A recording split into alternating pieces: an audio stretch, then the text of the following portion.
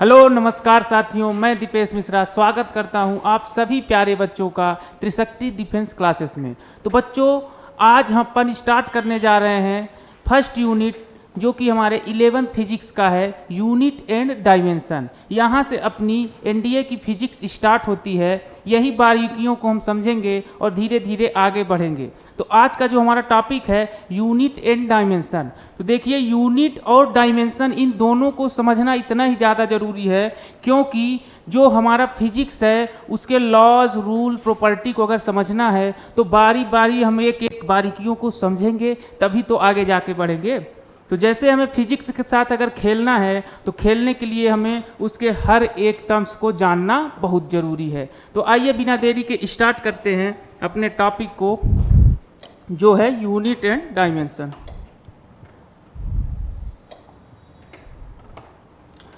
तो मेजरमेंट की अगर बात की जाए, जैसे कि पुराने समय पे लोगों ने कई लॉज को दिए, वो देखते थे कोई फिनोमेना हो रही है, क्यों हो रही है, उसको मेज़र नहीं कर पाते क्योंकि उनके पास कोई मेज़रमेंट स्केल नहीं थी। तो अगर उनके पास मेज़रमेंट स्केल होती तो वह उसको मेज़र करके अपने अपने तरीके से नए नए लॉज को देते, लेकिन मेज़रमेंट स्केल ना होने की वजह से वो लॉज को नहीं दे पा रहे थे। तो किसी भी लॉ को देने के लिए, कोई भी अगर थ्योरम देना है, लॉ देना है, तो हमें क्या ज़रूरत थी कि मेजरमेंट, उसको हम मेजर कर पाएँ।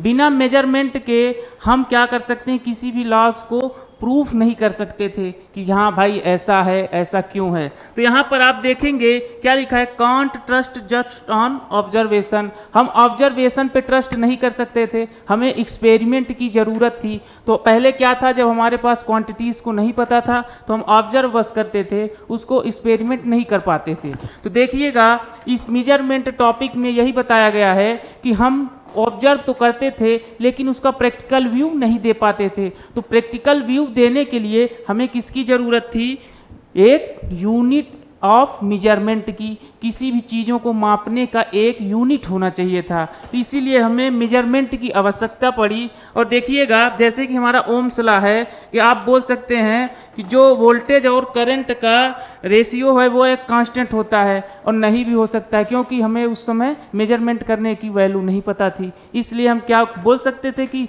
Ratio of voltage and current is equal to constant, नहीं बोल सकते थे। तो मेजरमेंट की ज़रूरत पड़ी, तब अपन ने क्या किया, कुछ फिजिकल क्वांटिटीज़ हैं उनको क्लासीफाई किया कि फिजिकल क्वांटिटीज़ क्या हैं, क्यों हैं, कैसे होती हैं, किनका का क्या क्या कार्य है।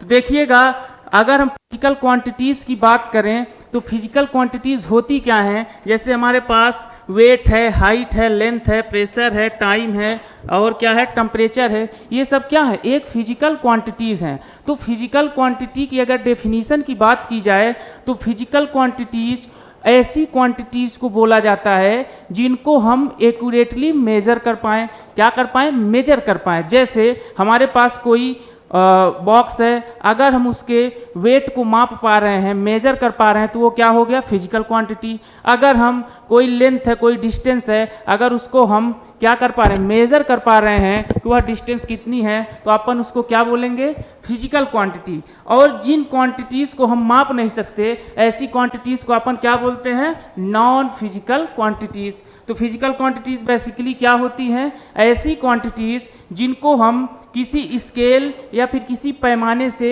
माप सके। अगर हम किसी भी क्वांटिटी को माप ले रहे हैं, इसका मतलब क्या है, वह एक फिजिकल क्वांटिटी है। तो बात की जाए फिजिकल क्वांटिटी क्या है, तो जो हमारे यूनिवर्स में जितनी भी चीज़ें हमें दिख रही हैं वह क्या है, एक फिजिकल क्वांटिटीज़ हैं। जैसे मास, लेंथ, डिस्टेंस, टाइम, टेम्परेचर, ये सभी चीज़ें क्या हैं, हमारी फिजिकल क्वांटिटीज़ हैं। अब बात की जाए फिजिकल क्वांटिटीज़ को कितनी प्रकार से क्लासीफाई किया गया है, तो देखिएगा, फिजिकल क्वांटिटीज़ को अलग अलग बेसिस पे, अलग अलग कैटेगरी से क्लासीफाई किया गया है। जैसे अगर हम बात करें on the basis of direction, direction की अगर अपन बात करते हैं तो डायरेक्शन के आधार पर फिजिकल क्वांटिटी को दो टाइप से क्लासीफाई किया गया है। पहला स्केलर और दूसरा वेक्टर क्वांटिटी। तो देखिएगा, स्केलर क्या होता है, जिसके पास मैग्नीट्यूड हो लेकिन डायरेक्शन ना हो, और वेक्टर की बात करें तो उस पर मैग्नीट्यूड के साथ साथ डायरेक्शन भी होता है और साथ ही साथ वह वेक्टर अलजेब्रा को भी फॉलो करता है। तो आइए एक एक करके सभी चीज़ों को समझते हैं और एक एक चीज़ की बारीकियों को देखते हैं कहाँ पर क्या डिफरेंस है। तो बात की जाए फिजिकल क्वांटिटी, तो यहाँ पे हमने लिखा है a quantity that can be measured is called as physical quantity. तो ऐसी क्वांटिटी जिसको हम मेजर कर सकते हैं, फॉर एग्जांपल लेंथ को अपन मेजर कर सकते हैं, मास, वेलोसिटी, टेम्परेचर। तो हमारे फिजिक्स में जितनी भी क्वांटिटीज़ हैं वह क्या है, एक फिजिकल क्वांटिटीज़ हैं। और नॉन फिजिकल क्वांटिटीज़ की बात करें तो नॉन फिजिकल क्वांटिटीज़ क्या होती हैं, एक quantity that can not be measured is called as non physical quantity. ऐसी क्वांटिटीज़ जिनको अपन मेजर नहीं कर सकते, ऐसी क्वांटिटीज़ को क्या बोलते हैं, non physical quantities. For example love, hate, sad, happy, ये सब क्या हैं। जैसे आपने बोला कि मैं बहुत दुखी हूँ, तो क्या कितना दुखी आप उसको नाप सकते हैं, कितने किलो दुखी हैं, कितने मीटर दुखी हैं, ये तो नहीं नाप सकते ना। तो जब हम किसी चीज़ को नाप नहीं सकते उसको क्या बोलते हैं, non physical quantities. For example love, hate, like, happy, sad etcetera. तो ये हमारी क्या हो जाती हैं, non physical quantities. Which of the following is not a physical quantity. इस क्वेश्चन को आपका आंसर करना है कि इनमें से कौन सी क्वांटिटी फिजिकल नहीं है। तो देखिएगा, पहली लेंथ की बात की जाए तो लेंथ को अपन मेजर कर सकते हैं, तो ये तो फिजिकल क्वांटिटी है। मास को अपन मेजर कर सकते हैं, ये भी फिजिकल क्वांटिटी है। टाइम को भी मेजर कर सकते हैं, किसको मेजर नहीं कर सकते, एयर को। तो वो हमारी क्या है, नॉन फिजिकल क्वांटिटी है।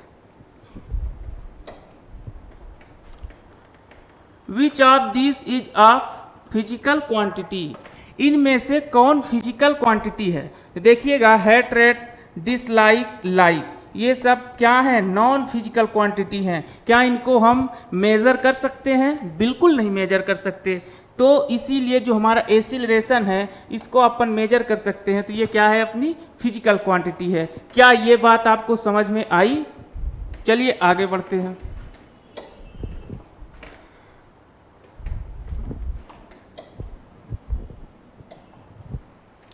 अब बात आती है फिजिकल क्वांटिटी। फिजिकल क्वांटिटीज जो हमारी हैं, हमने पहले ही बताया दो प्रकार से इनको क्लासिफाई किया जाता है। पहला डायरेक्शन के बेसिस पे और दूसरा उनकी डिपेंडेंसी के बेसिस पे कि फिजिकल क्वांटिटी कौन कौन सी चीज़ों पर डिपेंड कर रही है। तो जब हम बात करते हैं कि जो हमारी फिजिकल क्वांटिटी है वह कितने प्रकार से क्लासिफाई होती है, physical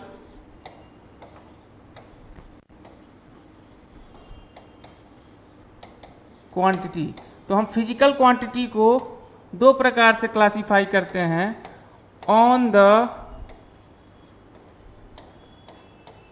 the basis of direction के बेसिस पे, और दूसरा ऑन द बेसिस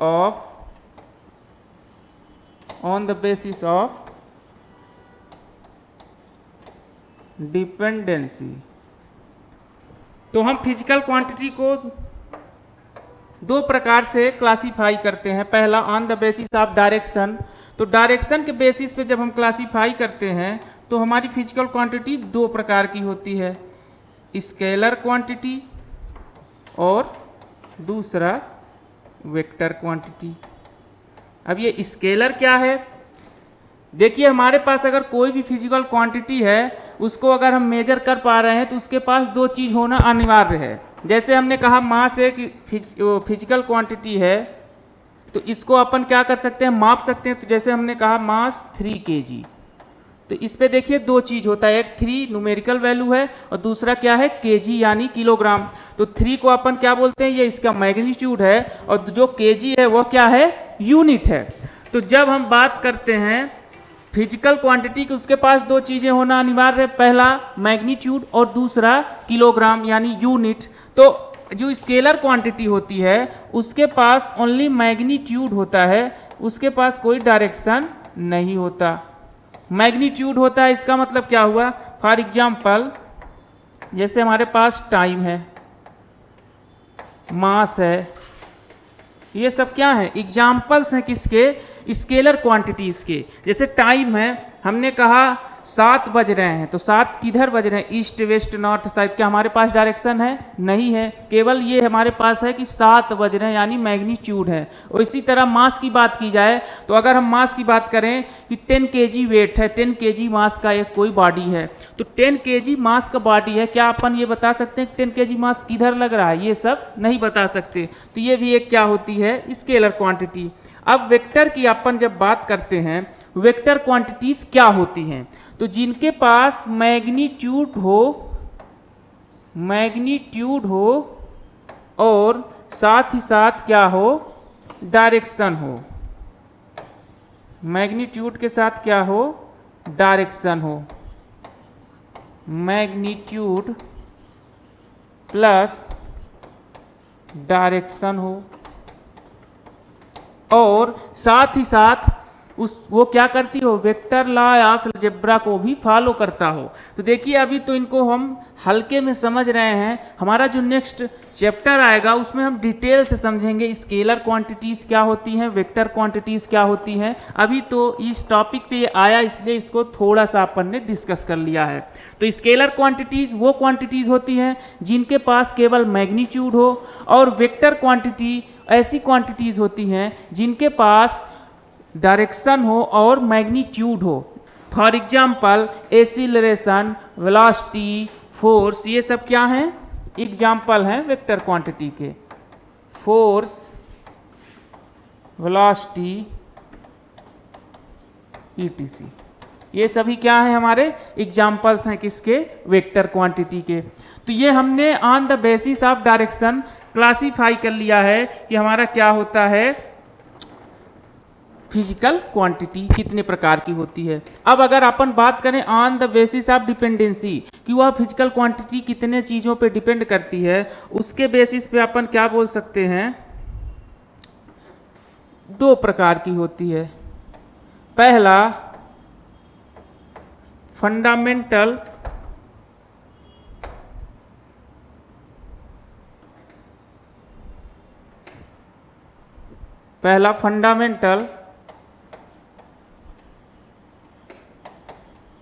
और जो दूसरी क्वांटिटी होती है उसको क्या बोलते हैं? Derived physical quantity. फंडामेंटल और डेराइव्ड फिजिकल क्वांटिटी क्या होती हैं? फंडामेंटल और derived physical quantity. Derived physical quantity. तो देखिएगा, फंडामेंटल क्वांटिटीज किनको बोलते हैं? ऐसी फिजिकल क्वांटिटीज जो किसी और पे डिपेंड ना हो, वह हर एक फिजिकल क्वांटिटीज से क्या हो? इंडिपेंडेंट हो। ऐसी क्वांटिटीज को अपन क्या बोलते हैं? Fundamental quantity. तो फॉर एग्जाम्पल फंडामेंटल क्वांटिटी कितने प्रकार की होती है? अगर इसकी बात करें अपन तो देखिएगा, पहला मास, दूसरा टाइम, तीसरी fundamental quantity temperature,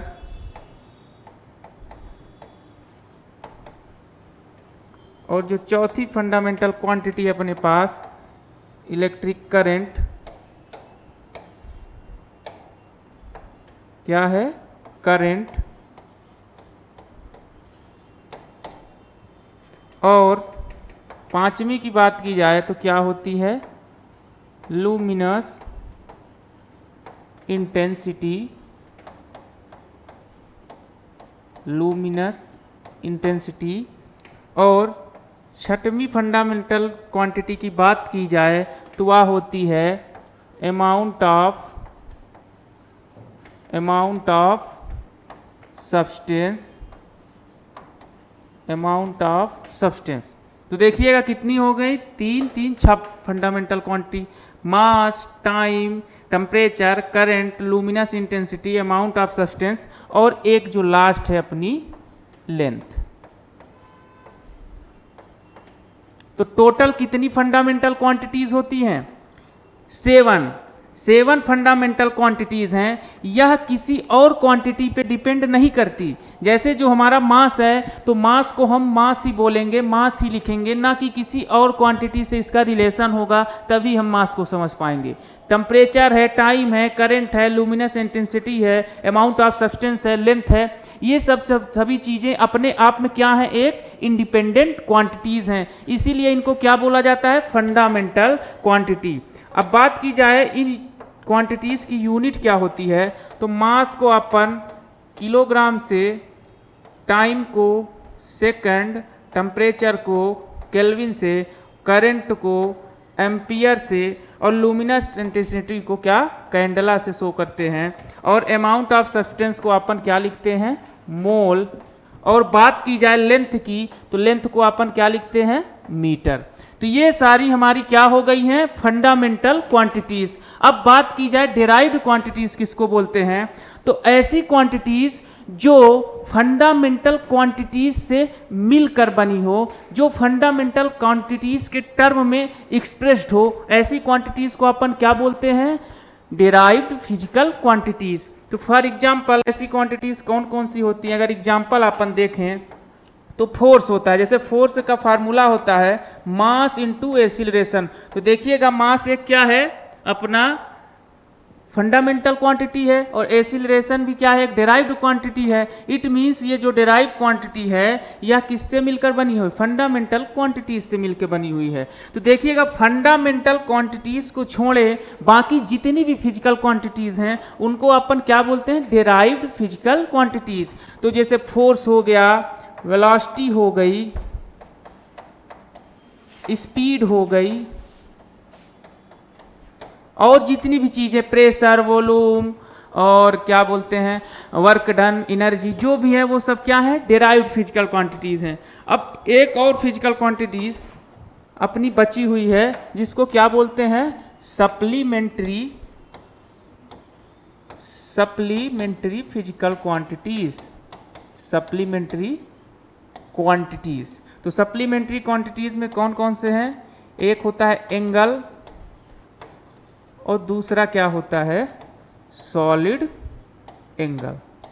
angle solid angle में अंतर क्या है, तो देखिएगा एंगल की बात की जाए तो जो एक प्लेन में ड्रॉ किया जाए, दो लाइंस जहां पर कट करती हैं उसको क्या बोलते हैं अपन, angle, plane angle.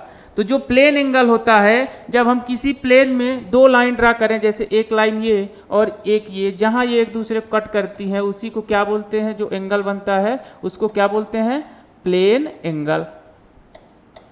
Plane angle अपना ये हो गया।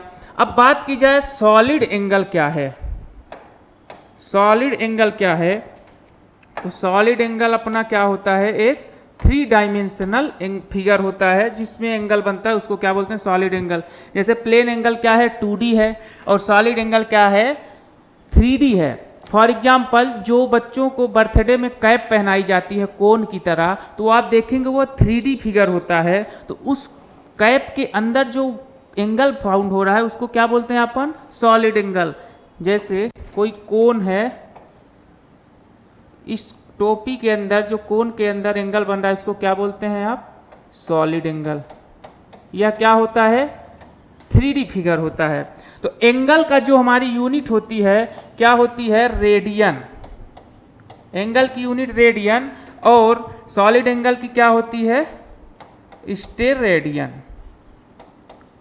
तो हमारी टोटल कितनी क्वांटिटीज हो गई, fundamental, derived and supplementary quantities. तो आइए एक एक करके इनके क्वेश्चंस को भी सॉल्व करते हैं। तो देखिएगा फंडामेंटल क्वांटिटीज क्या हैं, a physical quantity which does not depend on any other physical quantity for its measurement. Fundamental quantities ऐसी क्वांटिटीज हैं जो किसी और क्वांटिटी पर डिपेंड नहीं करती अपने मेजरमेंट के लिए। हमने बताया था मास है, वो टाइम है, टेम्परेचर है, ये सभी क्या हैं, फंडामेंटल क्वांटिटीज हैं। देखिए यहाँ पे फंडामेंटल क्वांटिटीज लिखी हुई हैं और ये इनका एसआई यूनिट है और यह क्या है, सिंबल है। तो देखेंगे हम लेंथ की जो एसआई यूनिट होती है मीटर होती है, मास की किलोग्राम होती है, टाइम की सेकंड होती है, थर्मोडाइनेमिक टेम्परेचर की केल्विन होती है, अमाउंट ऑफ सब्सटेंस का मोल होता है, और इलेक्ट्रिक करंट को अपन एम्पियर से शो करते हैं, और लुमिनस इंटेंसिटी को क्या बोलते हैं, कैंडेला। तो हमारे जो मैकेनिक्स में लगभग ये 4-5 टॉपिक बार बार आएंगे, लेकिन अगर हम बात करें लुमिनस इंटेंसिटी को तो यह अपने को बहुत कम ही देखने को मिलता है। बस जानते रहना है कि हाँ लुमिनस इंटेंसिटी नाम का कोई फंडामेंटल क्वांटिटी है।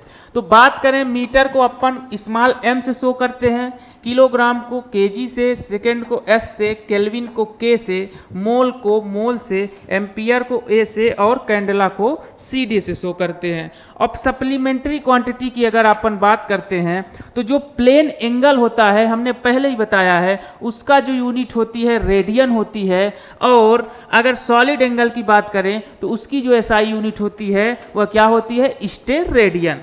तो अब बात करें रेडियन को कैसे शो करते हैं, तो RAD से, और स्टेरेडियन को SR से शो करते हैं। और डेराइव्ड क्वांटिटीज क्या होती हैं, तो the physical quantities which is derived from more than one fundamental quantity, ऐसी क्वांटिटी जो एक या एक से ज़्यादा फंडामेंटल क्वांटिटी से मिलकर डेराइव्ड होती हैं, मिलकर बनती हैं, ऐसी क्वांटिटीज को अपन क्या बोलते हैं, डेराइव्ड फिजिकल क्वांटिटीज। तो डेराइव्ड फिजिकल क्वांटिटीज में क्या आता है, अपना एरिया है, डेंसिटी है, फोर्स है, एसिलरेशन, वर्क, और कई सारी डेराइव्ड फिजिकल क्वांटिटियां हैं। तो अगर एरिया की बात की जाए तो एरिया क्या होता है, लेंथ इनटू ब्रेड्थ। तो लेंथ क्या है, एक फंडामेंटल क्वांटिटी है, और ब्रेड्थ भी अपना क्या है, फंडामेंटल क्वांटिटी है। इट मीन्स जो एरिया है वह दो फंडामेंटल क्वांटिटीज से मिलकर बना हुआ है। फोर्स की बात करें तो F इज इक्वल टू क्या होता है, मास इनटू एसिलरेशन, और एसिलरेशन क्या होता है, वेलोसिटी अपॉन टाइम, और वेलोसिटी को फर्दर अपन क्लासीफाई कर दें तो क्या होता है, m इंटू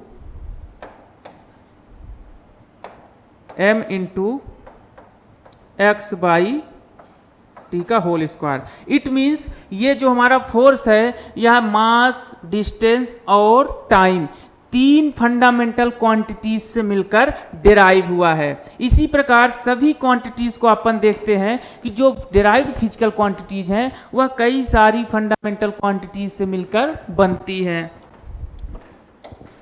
अब अपन आगे देखते हैं यूनिट्स एंड मेजरमेंट में सम डिराइव्ड क्वांटिटीज, कुछ डिराइव्ड क्वांटिटी, जैसे अपन ने वेलोसिटी को बताया, velocity equal to displacement upon time होता है, acceleration equal to velocity upon time होता है।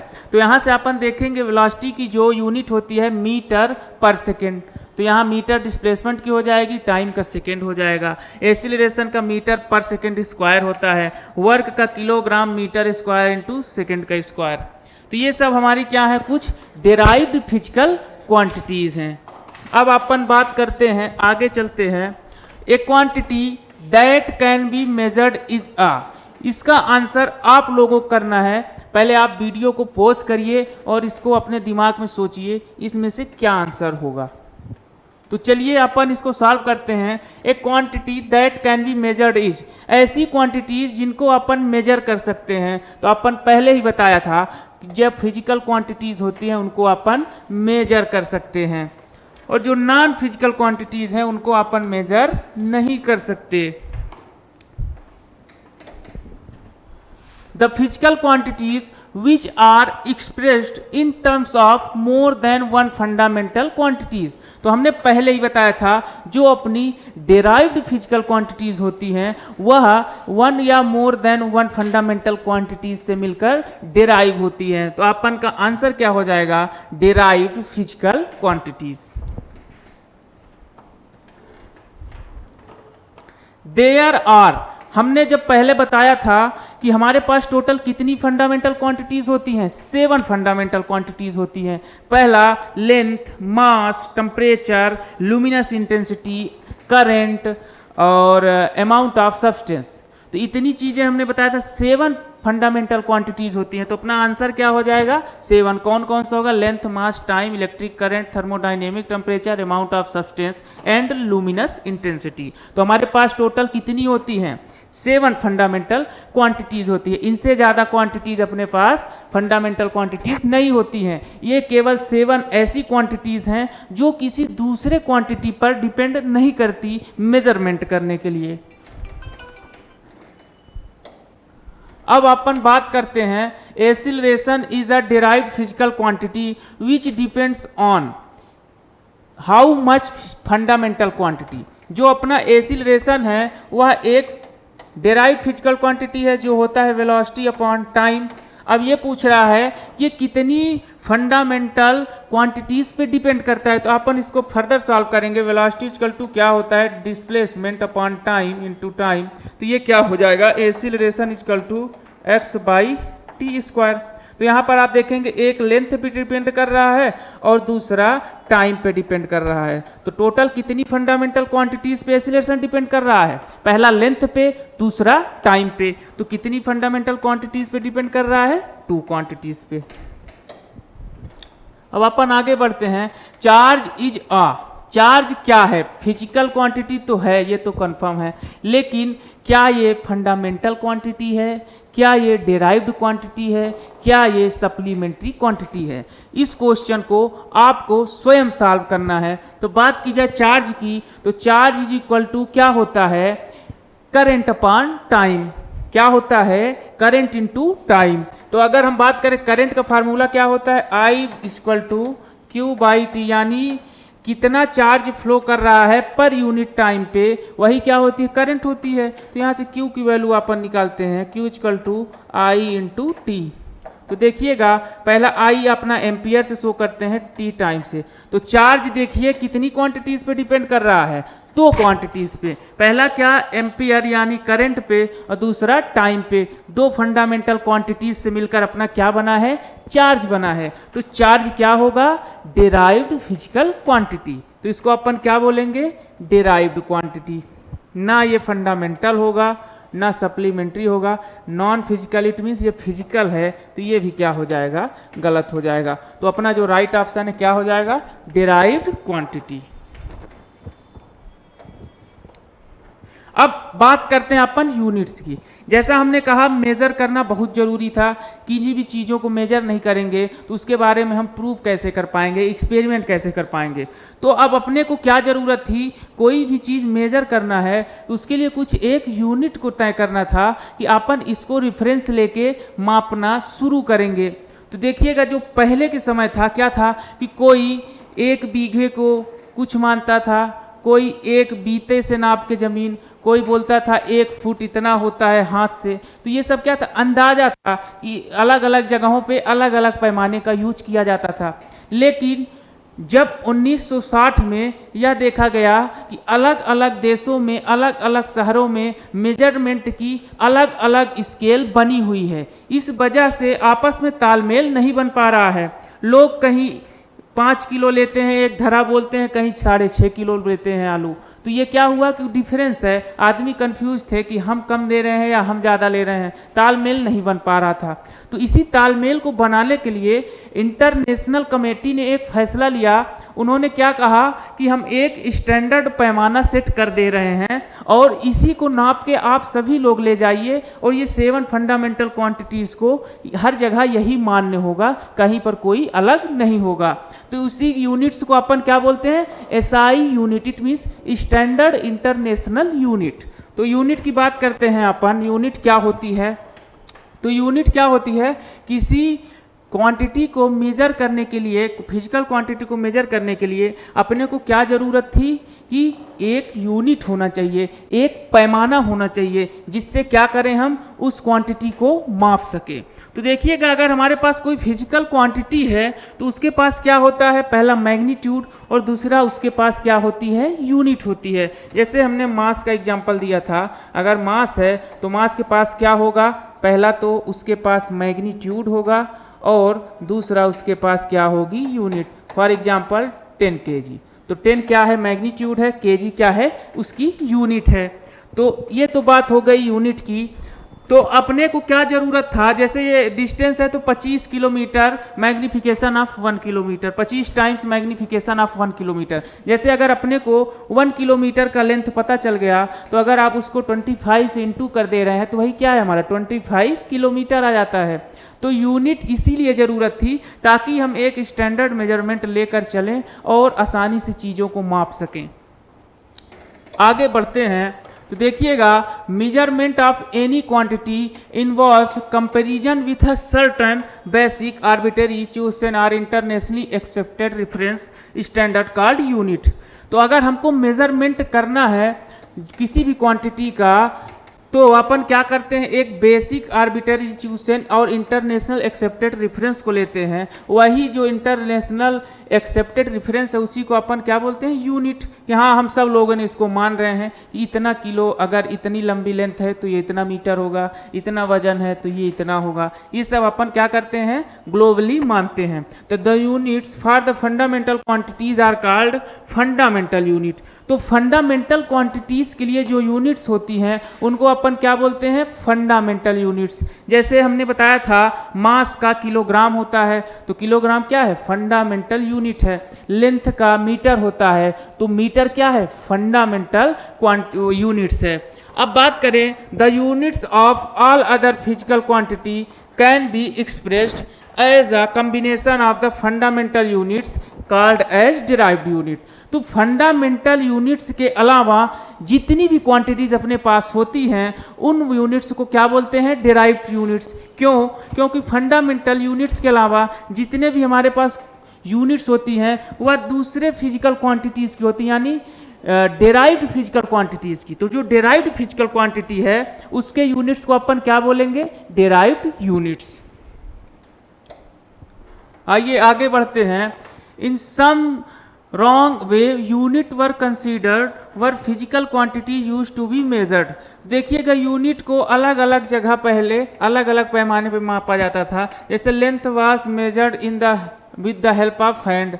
तो पहले क्या था, हाथ के मदद से नापा जाता था दूरी को, लेंथ को, लंबाई को। तो अगर किसी का हाथ छोटा है तो उसके लिए कम डिस्टेंस ही ज़्यादा हो जाएगी, और किसी का हाथ लंबा है तो वह डिस्टेंस क्या हो रही थी, वेरी हो रही थी।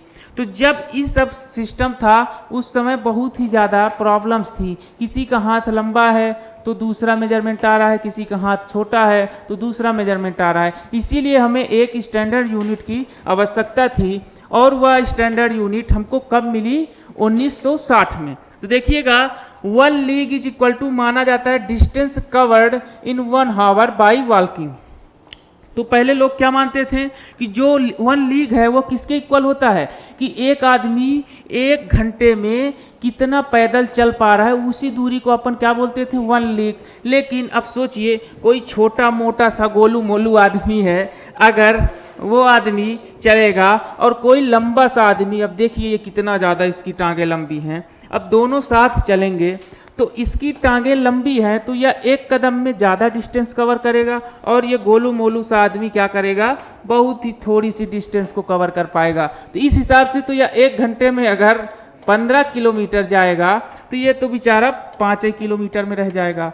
तो क्या ये बात सही है कि आप ये बोल सकते हैं कि 1 league is equal to 1 hour walking by any man? नहीं बोल सकते, क्योंकि 1 घंटे में कोई ज़्यादा चल पाएगा, कोई कम चल पाएगा। तो ये भी क्या था, कोई परफेक्ट मेजरमेंट स्केल नहीं थी।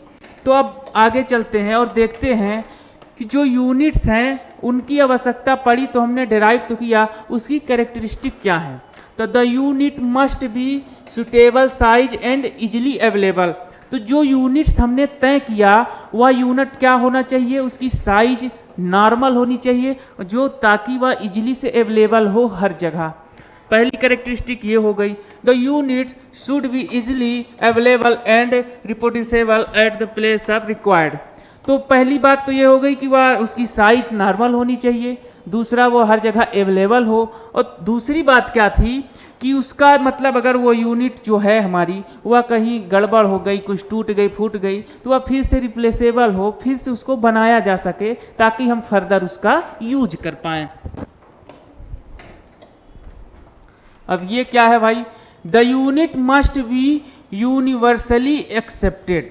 सबसे इम्पोर्टेंट पॉइंट यही है कि जो यूनिट होनी चाहिए वह यूनिवर्सली एक्सेप्टेड होनी चाहिए, कि मतलब ग्लोबलाइजेशन होनी चाहिए यूनिट की। हर जगह उस यूनिट को मानना चाहिए कि हाँ 1 मीटर में इतनी डिस्टेंस होती है, 1 किलोमीटर में इतनी डिस्टेंस होती है। तो वह पूरे वर्ल्ड में क्या होनी चाहिए, इसका एक्सेप्टेड होनी चाहिए।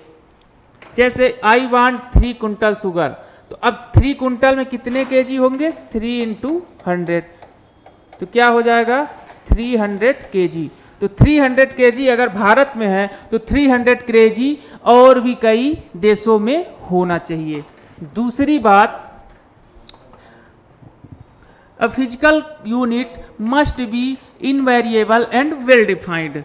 तो जो फिजिकल क्वांटिटी है वह वेरिएबल नहीं होनी चाहिए। ये नहीं कि हमारे यहाँ 1 कुंटल में 100 केजी है तो कहीं और बाहर जाएंगे तो 1 कुंटल में 120 केजी हो जाए, ऐसा बिल्कुल नहीं होना चाहिए। जो फिजिकल क्वांटिटी है वो क्या होनी चाहिए, इनवेरिएबल, वेरिएबल नहीं होनी चाहिए। और it should not be perishable. Yesterday a kilogram was 1000 gram but today is only 800 ग्राम। तो दूसरी बात ये कि जो हमारी यूनिट्स है वह, जैसे अगर कल हमारे पास क्या था 1 केजी में 100 ग्राम को कंसीडर करते थे, और आज क्या घट के हो गया है 1 केजी में 800 ग्राम। अब आप सोचिए ये कोई प्राइस नहीं है, कोई सोने का भाव नहीं है कि कभी 80,000 रुपये पर तोला है, कहीं 60,000 रुपये पर तोला हो गया। ये क्या है, एक यूनिट है, और यूनिट को हमेशा कांस्टेंट होना चाहिए, वेरी नहीं करनी चाहिए। Relation between magnitude and unit of physical quantity. Magnitude और यूनिट में रिलेशन देखते हैं। तो समझने के लिए आप देखिएगा, फोर्स इज इक्वल टू क्या होता है, मास इनटू एक्सीलरेशन। अगर अपन मास बोल दें क्या 3 केजी है, तो देखिएगा ये उसका मैग्नीट्यूड हो गया, और ये क्या हो गई है, यूनिट हो गई। तो ये मास जो है हमने क्या कहा, वो कांस्टेंट होगा। तो अगर ये कांस्टेंट है तो इसको अपन क्या लिख सकते हैं, k is equal to magnitude को अगर अपन m से शो करें, या फिर मैग्नीट्यूड को अपन n से शो करें। अगर मैग्नीट्यूड अपना n है, क्या है n, और यूनिट को u से शो करें, तो आप क्या लिख सकते हैं, k is equal to nu। तो अगर हमारा मैग्नीट्यूड क्या है, n है, यूनिट u है, तो अपन k इक्वल टू क्या लिख सकते हैं, nu। अब बात करें ये कांस्टेंट है, तो यहाँ से u की वैल्यू निकालें तो क्या हो जाएगी, k बाई n, और इस k बाई n के हम इक्वलिटी को, साइन को हटाएंगे तो हमारा क्या निकल के आएगा, u is inversely proportional to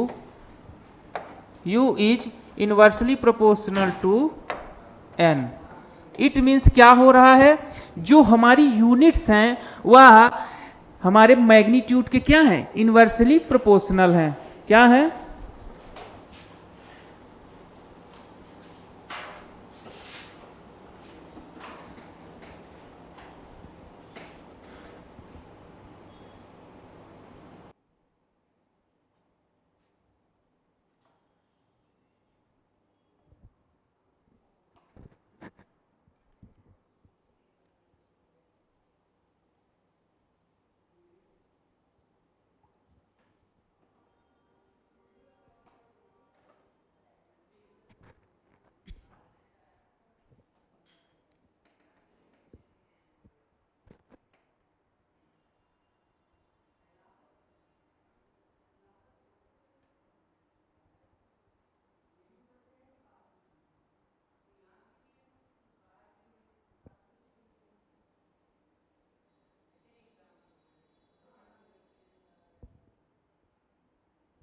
गर्मी लग रही है यार, एसी कूल नहीं कर रही क्या?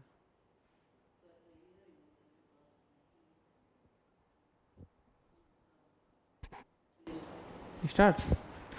तो यहां से अपन ने क्या देखा कि जो यूनिट होती है मैग्नीट्यूड के इनवर्सली प्रोपोर्शनल होती है। इट मीन्स मैग्नीट्यूड और जो यूनिट का अपना प्रोपोर्शनलिटी का साइन है वह क्या है, इनवर्सली प्रोपोर्शनल का। तो क्या ये बात समझ में आई आपको कि देखिएगा जो हमारा यूनिट होता है वह मैग्नीट्यूड के इन्वर्सली प्रोपोर्शनल होता है, तो अपन क्या लिख सकते हैं, N1U1 is equal to N2U2। ठीक है, बढ़ते हैं आगे। Is the standard used for the measurement of a physical quantity.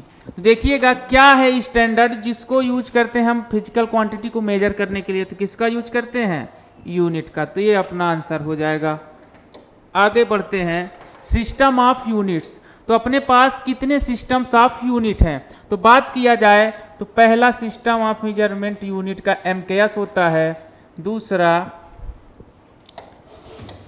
FPS होता है, FPS, और तीसरा CGS, और चौथा क्या होता है, SI सिस्टम। तो देखिएगा MKS क्या है, M tends to metre, length को हम किस में नापेंगे, मीटर पे नापेंगे, और K टेंस टू किलोग्राम, माने मास को अपन केजी से वेट करेंगे, और S टेंस टू सेकेंड, यानी टाइम को अपन सेकेंड से मेजर करेंगे। यहीं FPS की बात की जाए, F टेंस टू फुट, यानी लेंथ को अपन फुट में मेजर करेंगे, P tends to pound, it means हम मास को पाउंड में मेजर करते हैं, और S टेंस टू सेकेंड, यानी समय को अपन सेकेंड में मेजर करते हैं। अब बात की जाए CGS सिस्टम की, तो CGS क्या होता है, C tends to centimetre, G tends to gram, और S टेंस टू सेकेंड। तो देखिएगा MKS, FPS, CGS, इन तीनों में कितनी कितनी यूनिट हैं, हर एक में 3 यूनिट्स हैं। जैसे MKS में हमारा metre, kilogram second, foot, pound second, centimetre, gram second. SI की बात की जाए तो SI में अपन क्या देखते थे, लेंथ को मीटर, मास को किलोग्राम, टेम्परेचर को केल्विन, टाइम को सेकेंड, लुमिनस इंटेंसिटी को कैंडला, अमाउंट ऑफ सब्सटेंस को अपन मोल से एक्सप्रेस करते थे। तो क्या देखा, length, mass, temperature, time, luminous intensity, और लास्ट क्या था अपने पास, करंट था। तो करंट को एम्पियर से शो करते थे। तो अब बात की जाए इन चारों यूनिट के सिस्टम की, तो जो हमारा MKS होता है उस पे 3 यूनिट्स हैं, FPS पे 3 यूनिट्स, CGS पे भी 3 यूनिट, लेकिन SI सिस्टम में टोटल कितनी यूनिट्स हैं, 7 यूनिट्स। और अगर